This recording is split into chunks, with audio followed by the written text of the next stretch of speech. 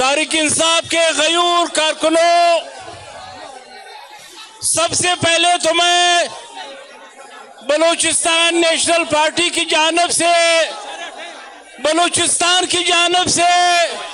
آپ کے ان جذبے کو دیکھ کر، عمران خان کے ان سپاہیوں کا جذبہ دیکھ کے میں آپ کو سلام پیش کرتا ہوں۔ ساتھیوں، مجھ سے قبل بہت سے تقاریر ہوئے پاکستان کے مجموعی صورتحال کے اوپر۔ آج میں کہتا ہوں کہ جو جلسہ ملک بھر سے غیور عوام کی یہاں اس جمع غفیر کو دیکھ کر، اس کے ملک کے جعلی حکمرانوں کو، اس ملک کے ڈاکو حکمرانوں کو، اس ملک کے 2 نمبر حکمرانوں کو مستعفی ہو جانا چاہیے تھا۔ ساتھیوں، اس ملک میں بلوچستان کی جانب سے، بلوچستان نیشنل پارٹی کی جانب سے آج آپ سارے پاکستان کے اس غیر کارکنوں کے سامنے میں 2 باتیں رکھوں گا کہ اس ایک طرف جو آج اس ملک میں محمود خان اچکزئی صاحب کے سربراہی میں جو اتحاد کی بنیاد رکھی گئی ہے، میں سمجھتا ہوں یہ اس ملک کے لیے ایک آخری امید ہے، کیونکہ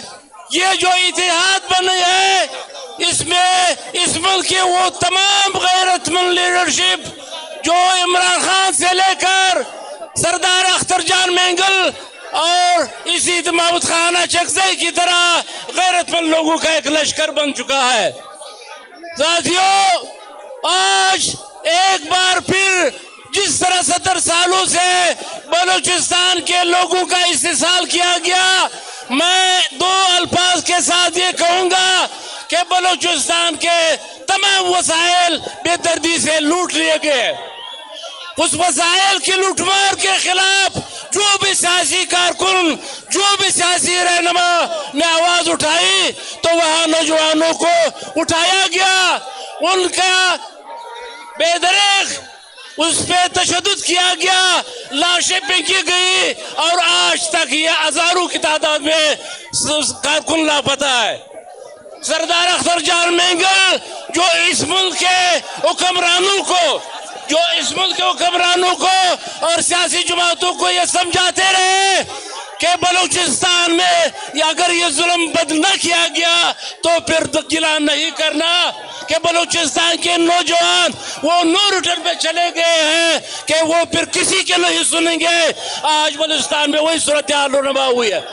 سردار اختر جان مینگل جو آخری امید تھے، انہوں نے اسمبلی سے اس بنیاد پہ استعفا دیا کہ وہ جو اس اسمبلی میں جو بلوچستان کے آواز کو نہ سنے، جو بلوچستان کے لوگوں کی آواز نہ سنے، جو بلوچوں کے قتل عام پہ کوئی غور نہ کرے، تو اس پر اسمبلی میں بیٹھنے کا کوئی جواز نہیں ہے۔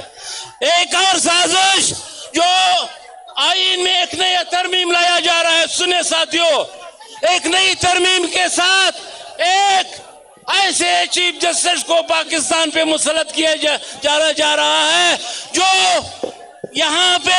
آئین اور قانون کی حکمرانی کے بغیر وہ یہاں کے بالادست کتوں کے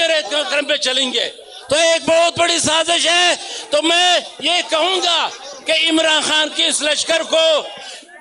یہ محمود خان اچکزئی کے اس لشکر کو، سردار اختر جان مینگل کے لشکر کو جو بلوچستان کی آواز ہے، ان کو متحد کرنا پڑے گا اگر آپ اس ملک میں واقعی قانون اور آئین کی حکمرانی چاہتے ہو، اگر آپ واقعی چاہتے ہو کہ عمران خان رہا ہو اور عمران خان اس ملک کا وزیر اعظم بنے۔ بسم اللہ الرحمن الرحیم۔ تمہاری مرضی کے لفظ بولوں، میں اپنی سوچوں کے دائرے کو تمہارے جھوٹ